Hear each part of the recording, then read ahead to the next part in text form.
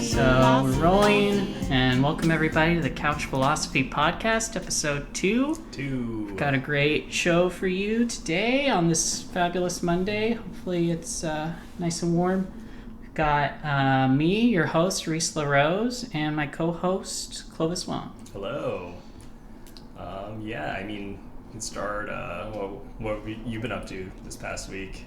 Playing more Dark Souls. Dark Souls, okay. That's my main thing right it's now. It's a good hobby. I got to Lord Gwyn, so that's really fun because I know my journey is almost over and I can start playing other video games again and not feeling so out of the loop. But it has been fun. I recommend everyone play the Dark Souls games, all of them. Well, I don't know anything about Dark Souls, but what's your build? It's a strength-based build. Okay. I've always told myself I'll do a mage at some point, but I haven't really figured out how. Okay. I think the difficulty in the beginning gets really hard if you go that route, but then it has a lot of rewards later on. So I always have trouble in the beginning of the game. Like every Dark Souls game, I've like sunk 20 hours into and then given up, and then I'll pick it up a year or two later when your palate has been cleansed and you're ready to try again. And then I can finish it. Okay, that makes sense. Nice. What have you been up to?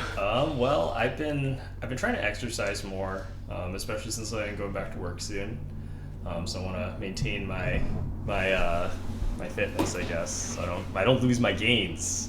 Yeah. But it's been kind of hard because I've been climbing while I've been bouldering, and I've just started doing Muay Thai again. It's like Thai kickboxing, if you're not familiar.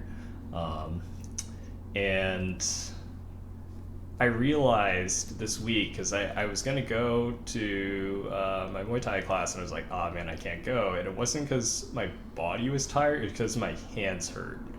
And I realized, man, I'm destroying my hands. I'm going bouldering once a week, and then I'm doing Muay Thai and doing pad work, and then the other thing I do is gaming. So I'm just destroying my hands. I saw your Instagram with your torn up, bloody hands. It was disgusting. Yeah, absolutely. It made me puke. No. Exaggeration, but yeah, I just my hands felt just really weird and kind of numb, so I want to not get carpal tunnel. So I don't know. I'm trying to take it easy, but easy on the gaming too. I mean, not that easy. No. But I've been trying to pace myself. But I'm glad that I have a lot of cool hobbies, even if they all destroy my hands. Well, Civilization's a little easier on your hands than StarCraft, at least. I guess that's true. Yeah. That is one of the things I did have to give. I tried playing StarCraft and relearning the game, but I cannot play that game anymore. It's so bad for my hands. I've been watching a lot, so I'm like, man, I should start playing again. But things have evolved a little bit, and then a lot of my old low APM styles, it's too much work. Oh man. I have to control 2 different types of caster units and not attack and move my army in one hotkey. That's too much work for my aged boomer hands. So I love how in-depth we're getting about games that the other hasn't played. Yeah. And who knows if the listener has played, but yeah, and I mean maybe that's a perfect segue to our topic this week, which our special interests. Yeah. I think a common one is gaming, very related to the topic of neurodivergence. That's the topic for this week's episode. In case you didn't read the title. Yeah, you're gonna want to read that title. Yeah, it's very important. But this is just as totally cold. No contact. Maybe we'll slow down a little bit, but neurodivergence is all about thinking non-linearly. But anyway, I feel lots of commas, lots of parentheticals. Right. Hyphens, asterisks, footnotes. But yeah, I was when you told me last week, that was actually the first time I heard of it. But at the same time, I was kind of not that surprised. Yes. I feel like if you're one of my good friends, it's kind of a good chance that you're ADHD or autistic or something. I kind of like those clumped people together. Yeah. I got diagnosed February 23rd, and it was almost 2/22/22, which would have been really nice, satisfying. But Yeah, I haven't really done anything with that knowledge since then. Yeah, and you may not need to, but it's just like it's like a cool thing to know. Yeah. My ex was, when we started dating, he was just getting diagnosed, and he was doing it through the same center place. Okay. Yeah. But he was doing it over Zoom because of COVID and stuff. And he said, it's one of these things that's kind of a pain in the ass to get diagnosed for, but he was of the same thinking that there was a pretty decent chance that I might, and no one had ever told me that before, but I thought it was intriguing enough to, I was kind of just like, I'll get on the waiting list, and then I won't have to think about it for a while. And having like the documentation, I think, is nice. Like, it's better to like have it in case you need it later for example, since it is like it's considered a disability, so then that can be important for like workplace protections and making sure your employer is in compliance if something were to happen to you. So it's like a good thing to have just in case. And I mean, I'm ADHD, inattentive type. I know for ADHD there's a lot of like medication stuff that becomes accessible to you once you're diagnosed, but my understanding is like autism is not as medicatable. Yeah. Well, it's often compounded with some other things that I haven't been diagnosed for, which are a little more have medication associated with them. But generally it's not something that you... Right. And I mean, that makes sense too, since if there's a lot of comorbidity between like depression or anxiety and neurodivergence. Big time. Or do those count as neurodivergence in and of themselves? I mean, yeah, they do, I guess. But like, I think it's a little more complicated, I think. And maybe we should go back, like I was saying, like, what is neurodivergence? Right. So I'd love an explanation. I guess, I mean, I'm not an expert, I'd say, but like I'm pretty familiar with some of the trends. So neurodivergence as a concept is, I want to say new, but it's really not that new. I'm just old now, but it feels new to me. The idea is that instead of treating something like ADHD or autism, those are kind of like the paradigmatic examples, especially autism, of like, instead of treating it as a disease or like pathologizing it, of like, oh, there's like a normal person who has been afflicted with this autism disease. And I think this rhetoric is really common among, I mean, not all, but like there was definitely that big like autism scare phase thing. And there's still some organizations that are very much like that. There are some problematic organizations that basically the idea is like, oh, I think this was really big in the vaccine autism scare that was totally based on pseudoscience. Oh, God. But the kind of fear that a lot of these parents have is like, oh, I had this quote-unquote normal baby, and then they got vaccinated, and now they like turned this autistic, like, not my child. That's your kid. Fairy changeling. That's your kid, Karen. Yeah, but as it turns out, the age where you normally get vaccinated is kind of like developmentally, like when you kind of start expressing those kinds of cognitive developmental changes. So that's correlation, does not imply causation, but then I think the neurodivergence aspect comes from a lot of people who are autistic or are ADHD saying like, oh, actually, like, I don't think of this as a disease or at all. Like, it is a disability, but that's different than it being a disease, because a disease is something you treat. It's something that you'd be cured of or that is bad, whereas a disability is like, it's something that inhibits your ability to interact with your environment or your society compared to, say, able-bodied in the case of physical disabilities, or to the same degree that neurotypical people who do not have ADHD or autism or depression or some other thing. Yeah, and a lot of that is about how society is structured. It's not really something you can say objectively. Right. Yeah, it's kind like of a social aspect of disability. It's not that not necessarily that I have less capability or someone else has less capability, but the society is not willing to make accommodations for them to express their full capability. Yeah. So instead of saying, oh, this person is in a wheelchair, so they're less mobile, maybe the counterpoint is, why is our society structured in a way that is wheelchair inaccessible?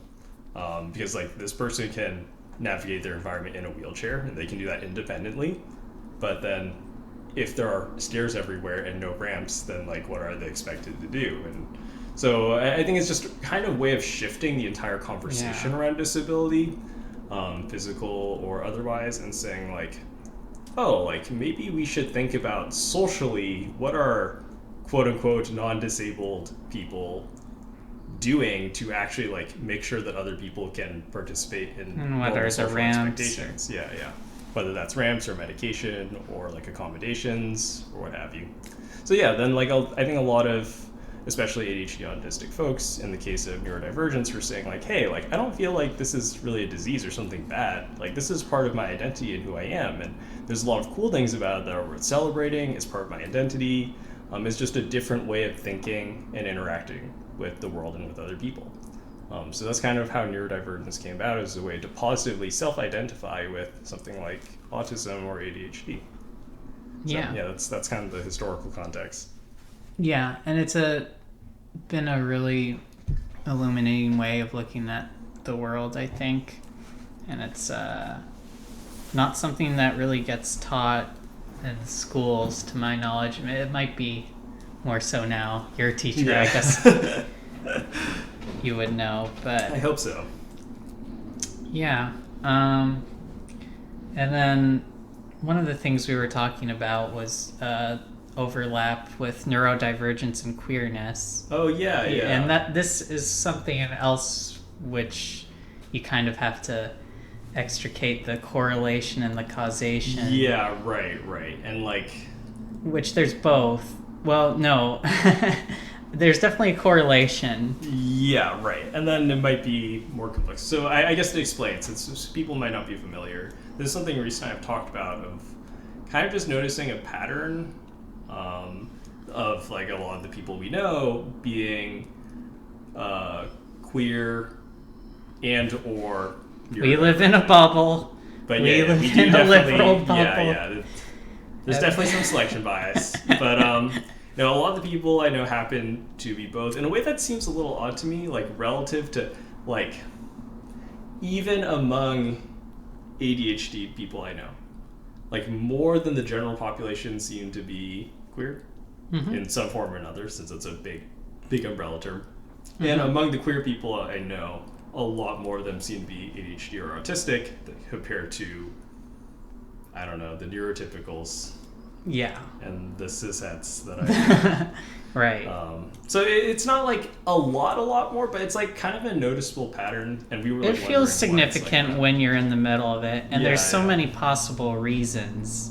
And there's so many I can think of, like and like I also want to talk about it in a way that's not like dismissive of like cishet ADHD people and like neurotypical queers, because like that's also cool, and I don't want to like say it in a way that implies like, oh, like you're just if you think you're a cishet with neurodiversity, maybe you're just like that's not what I'm trying to say either. So no, it's like I think it's for me. I think one major factor is that if you are publicly out as queer, then being like, oh yeah, by the way, I'm also ADHD or autistic, like you kind of like already overcame that social hurdle of sharing this part of your identity publicly.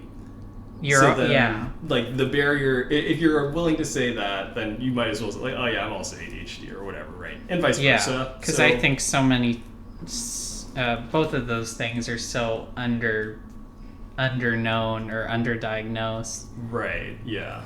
And there's people, whether they're in the closet or just haven't thought about it or don't really want to think about it. A lot of the world is not structured in a way that encourages you to think about either. And it oftentimes creates like very real consequences for doing it. Yeah, I know for me, it was actually the ADHD diagnosis came first. So I was diagnosed in 2021 formally. Yeah. So I guess that's last year as of this time. Actually around this time, so it's been about like an entire year. Yeah. And around the same time that I got my formal diagnosis, I also started, like, I don't think my gender identity changed, but the way I thought about it changed, and then I felt more comfortable identifying as agender. Mm-hmm. So that kind of like sparked a lot of like self-reflection. So I think there's something about like processing that part of your identity that's related, and for some people it may just be one or the other, but for like if you happen to be both, thinking about one will kind of like forcibly prompt you to think about both, just because both of them are really social, I guess, in my mind. Like they affect how you interact with other people. So well, I know my mind at least does a lot of loops and has a lot of patterns, and that was one of the things where once I got stuck enough on the trans thing, it was pretty hard to ignore it or make it go away, just because like the logic loops would keep me up and keep me focused on that in a way where I think I felt through the whole process that the pressure was so strong, just to ignore it and make it go away. If my brain didn't work like that, it would have been a much longer process. Yeah, that makes sense. Yeah, I think maybe this is a good time to talk a little bit more about, because we've been kind of like bundling neurodivergence in this like big category. So maybe this is a good time to talk about like more specifically, since we do have different diagnoses. Yeah. We could talk a little bit more about like what being ADHD or being autistic means. Yeah. I didn't know that much about it until a few years ago, really, and up until a few years ago, I think I thought that Asperger's was still a thing that people got diagnosed with. Which they don't anymore, at least in the U.S. Yeah, there's some controversy about that, since I know there are some people who like self-identify as like Aspies or whatever, which is fine, but which Asperger's was kind of like a Nazi, to put it lightly. So, I didn't even know that part. So yeah, Dr. Asperger's was kind of like genocide, ethnic cleansing kind of. It was weird, but he was actively researching and practicing, and the devising the Asperger's term was a way for him to say like, oh, these are the ones who we shouldn't send to the concentration camps. Which is kind of fucked up. If you're really proud of being an Aspie instead of just calling yourself autistic. Yeah, like sure, do your thing, but like just know the historical context behind that. I guess Yeah. So. I feel glad that I didn't know about that part. I did know about like the general vibe of the vibes of trying to distance yourself from autistic people, and how easy it is to kind of do that, and how harmful it can be. So I feel kind of glad that I didn't go into it with any of those presuppositions. Yeah.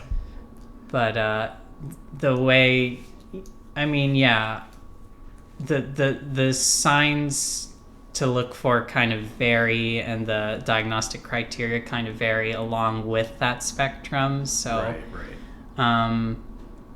there's things that I definitely don't fall into that are commonly looked for as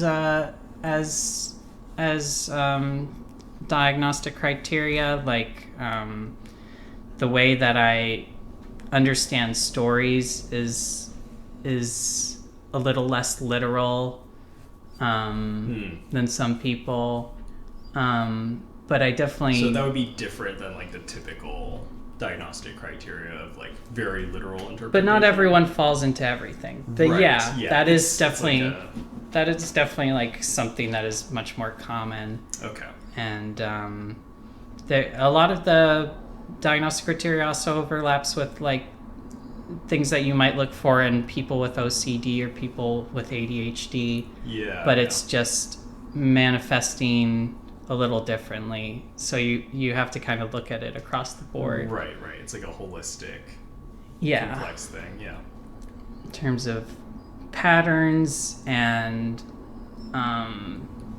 the way there's the emotional side, the social side, and then like the purely mental kind of like focusing on certain patterns in different ways. Like someone without autism might have an easier time just reading a sequence of colors written out versus this was one of the tests, like colors, reading the color that the word is instead of what the thing is. But they issued me like a similar test when I got my ADHD diagnosis, which is also hilarious because I've red green color blindness. Oh, right. That's another thing. But I was just like, yo, I should probably tell you this in advance, doc, because like I feel like it might come out. And the person testing was like, oh, I will write that down. Thank you for telling me. Yeah, that's important. But okay. So it's like kind of related to like pattern recognition. Yeah, I don't have a great way to like summarize it. Yeah. I'm starting to understand. And obviously everyone is their own experience too, right? Like not all autistic people are the same. You know, it's like if you met someone with autism, then you've met one person with autism, as the saying goes, you know. So everyone's really unique and expresses it differently, just like how normal human beings are all different, you know? Yeah. And that was something that made me think I might not have it, but then clearly there's parts of me that I was thinking of in very different ways as falling into other things, like probably depression would be a big one. Yeah. So there's things where it overlaps, and there's parts where it's often just thought it could be something else, and sometimes it is. But. Yeah, cool. What about ADHD? Yeah, I guess I'll start on like the neurological basis. So the current scientific model and medical model for ADHD is that it's fundamentally a dopamine deficiency. So you may have heard of like dopamine, serotonin, these other like neurotransmitters that affect how your brain, like your reward center works. Everybody has it. Okay, maybe I shouldn't say everybody. Most people need, you in fact do need these neurotransmitters for your brain to be like have normal function. So the current medical model is that ADHD is it's just a set of behaviors that are observable. It's not really like a concrete underlying condition. It's not like you contracted flesh-eating bacteria. Now you have the flesh-eating bacteria disease. We'll give you the antibiotics that kill it. Like, it's a little more complex because really all we're seeing is the symptoms, right? So there's a lot of like inference that we have to do medically to like, and everyone is so different. But the idea is that, these symptoms that we see, like difficulty like modulating focus, and that can mean either not being able to focus or actually hyperfixating on one thing. So switching tasks can be difficult if you have ADHD. Completing boring tasks or rote tasks can be really challenging. So the way I described it as a kid is feeling really confused because there were things that other people found really difficult that I actually could do quite easily. And conversely, I was praised for that. People were like, you're smart, you're thinking fast, like you're very quick-witted. And I was like, that's good. That means I'm smart or whatever. But I also felt really confused because there are things that people found really easy that I found incredibly difficult. Yeah. And that creates this very weird, like, psychological, basically, like, especially since I got diagnosed, so like, I was like, this is so weird. Like, I feel like I'm doing okay and I'm working really hard. And maybe it's just supposed to be this hard, but like, I don't know. People praise me for doing some things easily that I feel like were not that difficult. And then people get frustrated when there's a bunch of things that are really easy that I have such a hard time doing. So it just, overall, it's very confusing. So the idea is that if you have ADHD, your dopamine levels are, the exact mechanism is unclear. Like either they're too low or they're transmitting too slowly or quickly. But something's weird with your dopamine. So you don't get the same kind of reward in your brain for accomplishing a task, which makes doing boring tasks that have no intrinsic value and only serve for some external motivation. It's really hard to do something like that when you have ADHD. And it appears to other people as laziness oftentimes. But there's actually like a neurological process happening that is just, I have no desire to do it. And even rationally, like I've talked myself through it. It's like, I know I want to say, turn in this paperwork because I need to do it for my taxes. Yeah, if I do that, it's super important and I need to do it. And I want to do it because it needs to get done. And then like somehow knowing all those things, for most people, that's enough to do it, even though it's boring. But when you have ADHD, you can know all the relevant facts, know it's important, want to do it, and still be unable to do it, which really sucks. And it leads to like gaslighting yourself a lot of like, oh, like maybe I'm just lazy. If you get told you're lazy, but then if you were just lazy, you wouldn't be spending hours just thinking about how am I going to do this thing I need to do it. Exactly. But there's no dopamine coming from it. Yeah. The number one thing, like there's also so many things that are easier to get little like hits from dopamine. Right.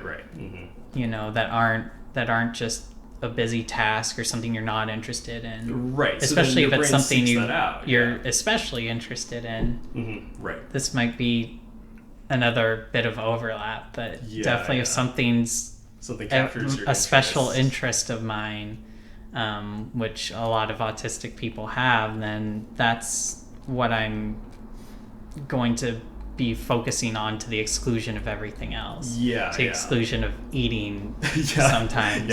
Forgetting to eat. Which is also kind of just a task. You have to like put fuel in the car, Yeah. But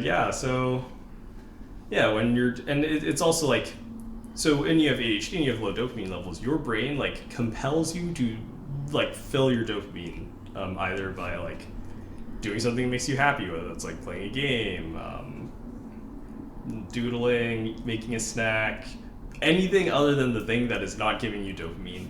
And it's not just because like you don't want to do it, but also like, your brain is not, you need a certain dopamine level to have baseline cognitive function. So you're quite like medically incapable of thinking about the thing that you need to do until you've like neurologically stabilized yourself, which is such a hard thing to explain, especially since it's like a spectrum type thing where everyone has boring things they don't want to do, right? Mm-hmm. Like neurotypical, neurodiverse. Right. How can you explain this to a neurotypical person? Right, because like, and I don't even know what it's like for them either, right? Because like I've never had. We're just guessing. So I infer that like most neurotypical people like have goals and then they like think about the steps to accomplish those goals and then they execute those steps until their goals accomplished.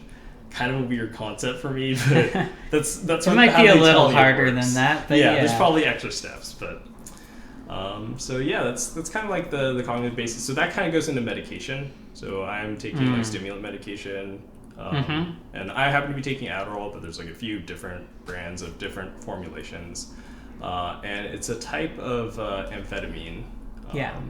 So like methamphetamines, but obviously they're chemically distinct, and someone who knows a lot more about chemistry could probably tell you how. I do not have that knowledge, so all I can say is that the Adderall is a much slower release than something like meth, so you don't necessarily get like high. You could get high on. You could. I don't endorse doing that, and I have never done that. But like, you would have to take a lot more than the effective dosage to do that. And it's more the the level of focus that it gives you is different than what it would give to someone who's neurotypical. Right. Because if you already have normal dopamine levels, getting more dopamine actually really fucks up your cognitive function. Just whatever you're doing is the most interesting thing in the world. Yeah, exactly, right. So if you already have quote unquote normal like baseline level focus, a lot of studies show this, is that I should look up the original study and put a link in the description or something. But the study I heard was that they gave stimulant medication like Adderall to neurotypical people and had them perform tasks. And everyone who took Adderall reported being way more productive on Adderall. Mm-hmm. But when they actually measured it against a control group, there was no change in productivity. Yeah. So if you're neurotypical and you take Adderall, you feel super accomplished because you're getting that dopamine. Yeah, everything is awesome. Everything's so interesting. You're working so hard. But you actually don't accomplish anything more, which is not the case if you have existing low baseline dopamine levels. Yeah. So I highly recommend not abusing Adderall if you do not have ADHD, because it will fuck up your brain. So don't do that. Yeah. So that's kind of like the medical basis behind dopamine and medication. Some people choose not to take medication either for personal reasons or because they can't handle the side effects, because there are a lot of side effects. I lose my appetite taking Adderall, and it's very hard to keep weight on. I have to force myself to eat, which sucks. Yeah. And something else? Yeah, there's also two types of, or I guess three types of ADHD. So there's inattentive type, and then there's hyperactive type. And I think this is a big source of confusion, because hyperactive, I think, is kind of the more traditional presentation, or the stereotypical presentation. So like being fidgety, running around, having difficulty sitting still, interrupting others. That's probably, is that more diagnosed? Yeah, that tends to be a lot more diagnosed because you create problems for other people. That's unfortunately kind of what gets you diagnosed. It's not what actually is best for you, but when it starts to cause problems for other people, then you get diagnosed. So oftentimes those kind of like hyperactive, fidgety presentation of ADHD, that creates a problem in school. They get diagnosed when they're a kid. Right. On the flip side, there's the inattentive type presentation. So that would be like zoning out, daydreaming, difficulty focusing when interacting with others, forgetfulness, kind of like just living in a bit of a daze. So that is, I'm a predominantly inattentive type presentation, and some people are predominantly hyperactive, and then there's like a combined type, which is when you have a little bit of both. So yeah, they're both treated the same way, but because the presentation varies a lot, so for example, inattentive type ADHD, I think it was previously known as ADD actually, for attention deficit disorder, but I think since the medical knowledge has progressed, they've been lumped over into the same diagnosis. So for example, women tend to get diagnosed with inattentive type a lot more often than they do hyperactive. Yeah. And inattentive type gets very underdiagnosed. So oftentimes women receive ADHD diagnosis much later in life because they're inattentive, as opposed to hyperactive. They don't cause as many problems for other people, and it's only when like they're like, oh shit, like there's a lot of stuff in my life that I cannot deal with right now, and I've been like holding it in all this time without any support, that's when they get diagnosed, which is kind of sad. Yeah. And is a big problem right now. Yeah, there is an issue with, I think, autism and ADHD with girls getting diagnosed a lot less. Yeah. And I'm wondering if part of that is masking, and part of that is expectations for girls that are different, that are... Yeah. I feel like there's a lot of things you kind of have to... Well, there's things that boys hide too, like their feelings, but... Yeah. But as a girl, I feel like the way that you present can be a lot different. Yeah. And it's because there's so much focus on how you need to behave socially as a girl who's just like starting to understand what that means. Right, yeah. Failure to conform socially is punished a lot more in young girls than it is in young boys. Right. So I think there's a degree where, like, a certain amount of airheadedness or fidgetiness or, like, emotional dysregulation, like, this is just boy stuff. Yeah. As the grown-up cisheads will say. Whereas if a girl expresses those behaviors, like, you're not being girly enough, you need to conform, don't tell other people about your problems, keep them in yourself. Mask it more. Yeah, mask. So, yeah, unfortunately that probably creates a lot of damaging diagnoses. And it could probably, I feel like it gets harder later in life as you find you're doing it more and more, and it's starting to leak out in other ways, like you're just exhausted all the time, and have a lot of issues like maintaining friendships and stuff like that. Relationships. Yeah, it sucks too. It's like hard. We can talk more about masking, but like it really sucks when you've been masking for so long that you have all these like coping mechanisms to survive and function. And then when you try to seek out a diagnosis, you're told that, like, oh, you can't be ADHD, you can't be autistic, like, you're too smart, or, like, you're too, like, put together for that to be the case. Yeah. So that's, first of all, kind of bullshit. And, like, and second of all, it's like, yeah, it looks that way because I've been doing a really good job holding in all my problems until now. So they don't impact other people. Yeah, because that's what you told me to do. Yeah, and then now you're holding that against me when I need help. Like, that's kind of messed up. Yikes. So I definitely know a lot of women who are thinking about diagnosed or in the process of being diagnosed where that's been like a major issue, and it really sucks. It's like that is a big gender equity issue in neurodiversity. Yeah. Gender equity and neurodiversity. That could be its own. Yeah, that could be its own thing, yeah. Yeah. I guess, like, you know, I've been thinking about this recently because I happen to have a lot of neurodiverse friends. Kind of, wasn't on purpose, but it just kind of works out. We kind of find each other, you know? And I was hanging out with a bunch of friends the other day, and, you know, we hadn't seen each other for a bit. We've been talking online, but just hadn't seen each other in person. So obviously, like, first thing we should do when we're hanging out again is share all the cool facts that we've learned in the intervening week. So I think in my mind, a lot of like the public perception of being neurodiverse is like, oh, you're bad at socializing, or like you have difficulty relating to others. And I think that is like a really harmful mindset, or like a harmful description of what actually is happening. And it's that oftentimes people with ADHD or autism relate to other people differently. Yeah. And to neurotypical people, that may come across as awkwardness or a lack of concern. But that's oftentimes really not the case. And I think a lot of ADHD or autistic people come across as inconsiderate is actually just neurotypical people totally missing like how autistic and ADHD people present their care and like show their care for others. Yeah.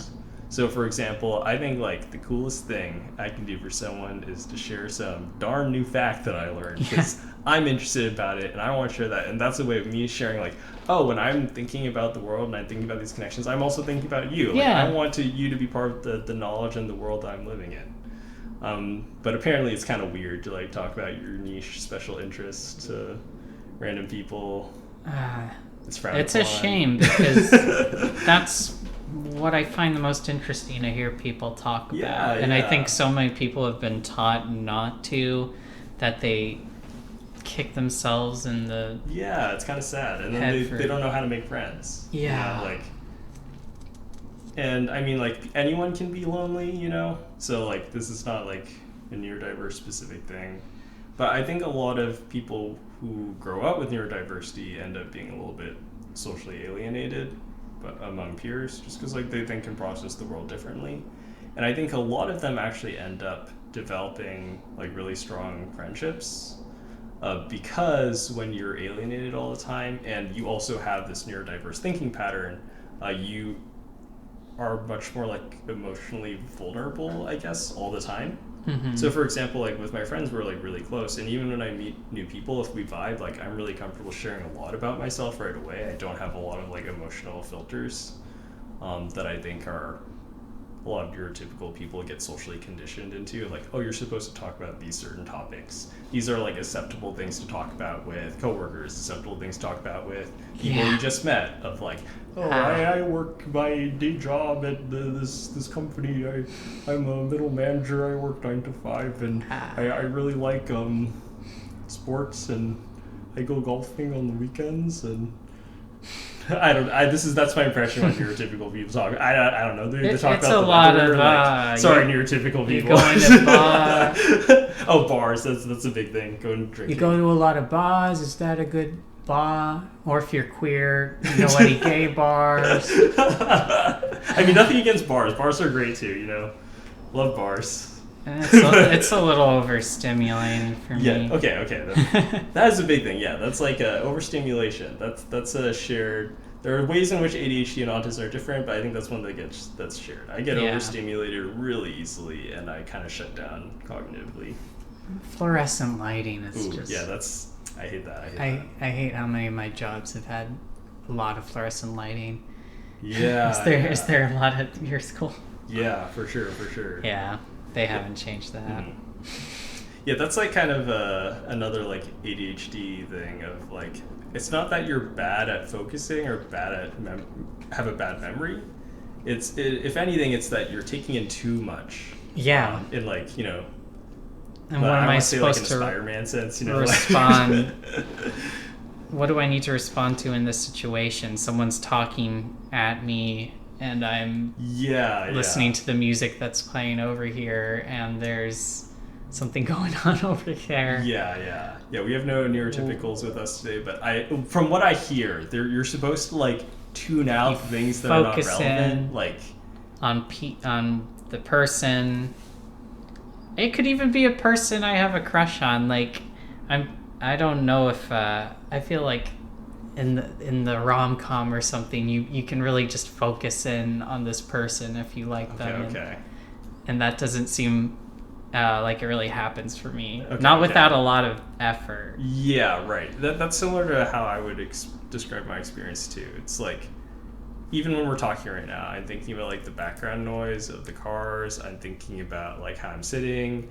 I'm thinking about like the lighting. I'm thinking about like the texture of the floor, and like there's all this sensory information that I'm processing like all the time. I think most people just kind of like tune out, but that's something I have a really hard time with, and that's why I'm like quote unquote distracted, is because I'm constantly engaging with all this extra stimuli that's in my environment that I can't like turn off.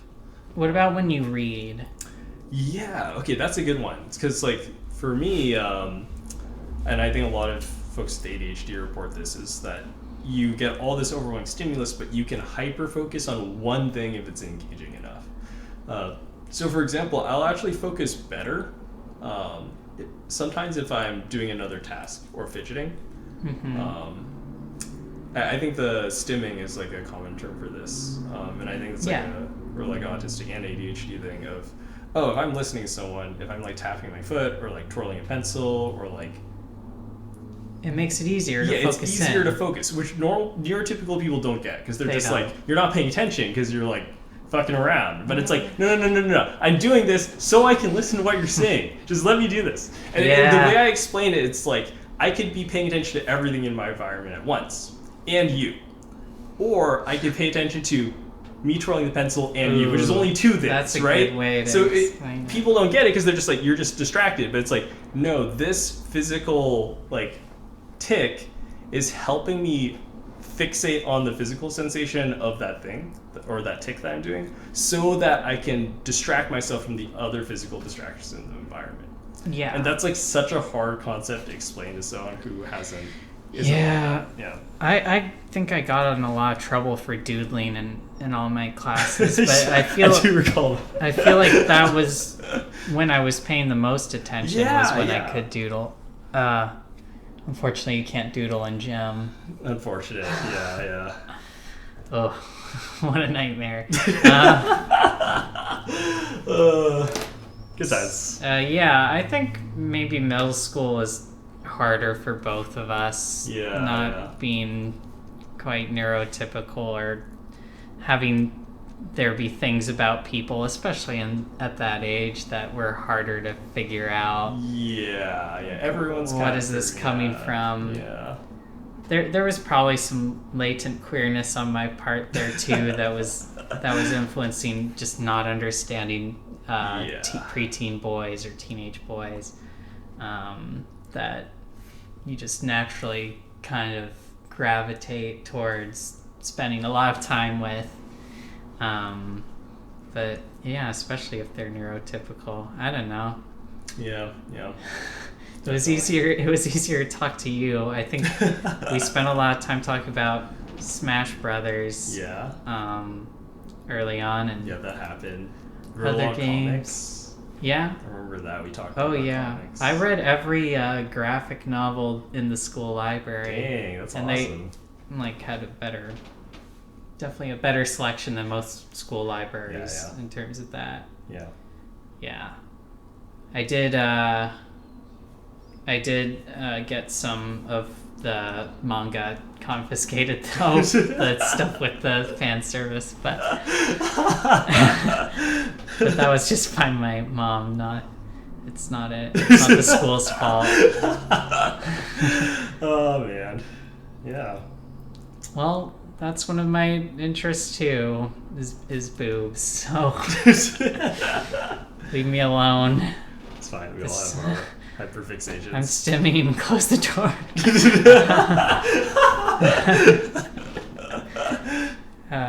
This has gotten a little off track. Yeah. Anyway, what would you say is what is the biggest challenge? Okay, we'll do both things. What do you like about, I guess, being autistic, and what would you say is the greatest challenge? Oh, okay.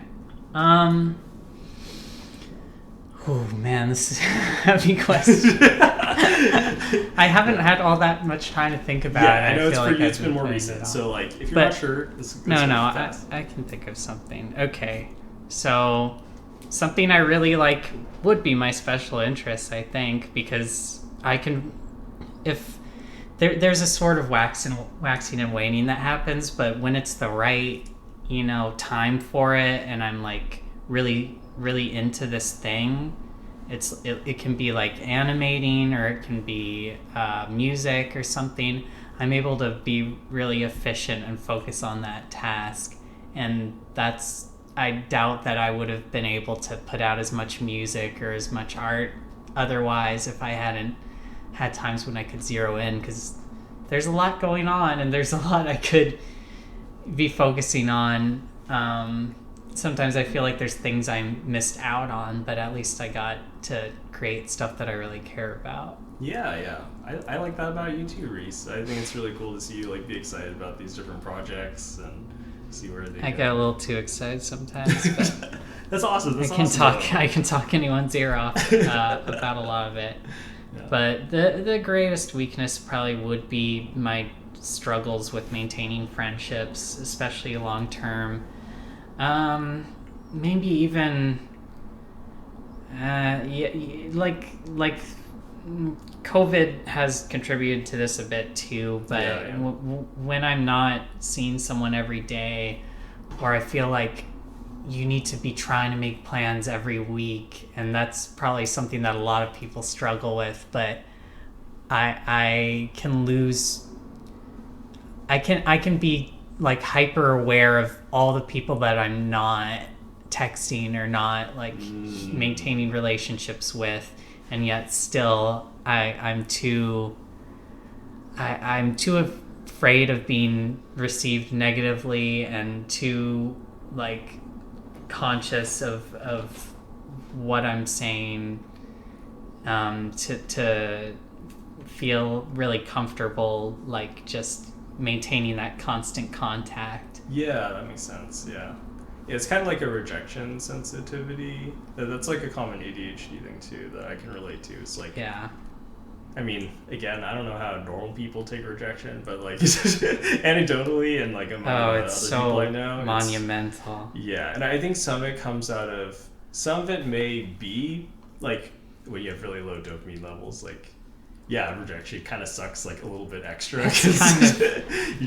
the fear of it more than anything. Yeah, the anxiety. Yeah. I think some of it's like socially conditioned, where you get so used to receiving negative feedback from peers and from adults in your life when you don't conform to expectations, that I think a lot of neurotypical or neurodiverse folks end up doing like masking, which you mentioned earlier, is when you kind of like create this fake persona to conform to other people's expectations. Or a ton of personas. Or a ton, as it may be.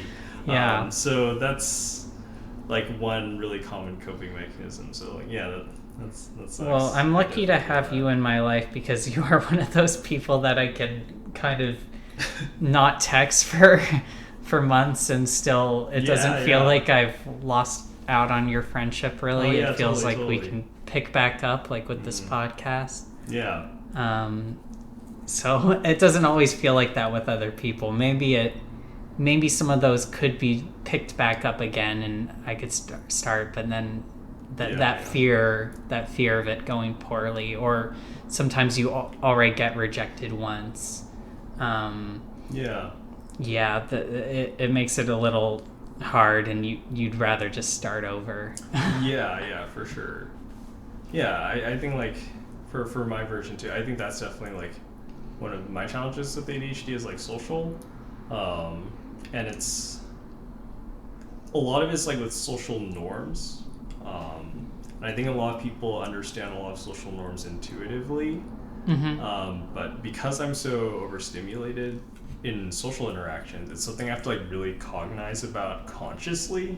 So I think maybe most people like don't think about the appropriate level of eye contact to maintain during a conversation, but that is like something that takes like 20% of my cognitive bandwidth away from how well you're able to express yourself. And listen and like, so that's definitely like a challenge, and I think kind of related to what you said actually, and I think this is one way in which maybe ADHD and autism can be a bit different. Is for me, I kind of like, this is gonna sound really bad, but no, I sometimes forget people exist. Yeah. But it doesn't affect how I feel about them. Yeah. Like it's just like my brain is kind of all over the place. I'm overstimulated all the time. There's a lot of shit going on in my life. But if I hear from them again, for me, like I don't feel any different since last time we hung out, which I thought was like everyone was like that, and people were just. But apparently that's not a thing. So like someone could totally contact me after like not seeing me for 5 years, and I'd be like, oh yeah, totally. You hear that person who hasn't contacted Clovis in 5 years? Yeah, I guess if you're just lurking on my social media, get on like, that. Send me messages, cool. I'm down to like hang out. Slide in the DMs. But yeah, I feel, I don't know. I just don't feel like the time matters to me, if that makes sense. Like I feel time just is a construct. just as close as when we last hung out. So I can't even remember. God. So yeah, like I think that can be hard for some people who want, like I think this is what being neurodiverse is about, is like being kind of more extreme compared to like the typical range, the median. So I think maybe like you're someone who wants that more consistency in the interaction, right? Of like, I want to make sure I'm seeing you like every week, for example, so that like we know it's real, that you know that I care about you. We know it's real. And like that's such a big thing of like someone who might not realize that that's how you're expressing your care, of like, oh, you're dedicating this much time to someone. Especially outside of romantic relationships, because I feel like that's so much more standard in relationships, to the point that you exclude everyone else. And that's my instant. The codependency. I just instantly get like totally sucked into it, to the point where it's hard to be in a relationship and maintain your friendships. I'm struggling here with just like my girlfriend and you, really. That's too many people. Yeah, I haven't called my mom in a while. God. Oh well, this is making me think about a lot of things. we can pause But I and think reflect on our life. I think we're here at this point now. We've had a good talk, and I was wondering if you had any special words of wisdom. They can be totally unrelated, just something that's brewing this week or anything you can think of. Yeah, I mean, I guess just kind of a takeaway. I hope this was informative to just like hear two folks who are like autistic and ADHD like talk about themselves and maybe dispel some like myths or misconceptions you might have about being neurodiverse. You know, like we're human beings too. Just think about the world a little bit different. So yeah, I think like just try to be conscientious and open-minded of other people, you know. Don't shame people for their weird interests, you know, and maybe just try to listen a little bit more and see what people are actually trying to communicate to you instead of like relying on your assumptions on like how social interaction is supposed to go. So yeah, I hope that people listening are able to carry some of that energy with them through this week. That was great. Thanks, Clovis. Yeah. All right, so thank you for listening in again, and we'll be back next week, next Monday, again with another fresh topic. Before we go, you can check me out on riesem.com to read the new chapters of my book, or you can follow me at topbottoming on Twitter. Great. And Clovis? I don't think I have a lot of public social media right now, but I will just take the opportunity to mention that we're multimedia, we're multi-platform now. So whether you're listening on the iTunes Store or Spotify or YouTube, like if you're on YouTube, you can leave a comment below. I almost pointed like it was leave a like hit that bell. Yeah. But definitely. Or if you know me, you can reach out to me, and I'm happy to take like suggestions for topics, or if you want to like hop on as a guest at some point, that'd be awesome. Yeah. So we might have some guests soon, so look out for that. All right, thank you so much for listening. We'll be back next week. Bye. Bye.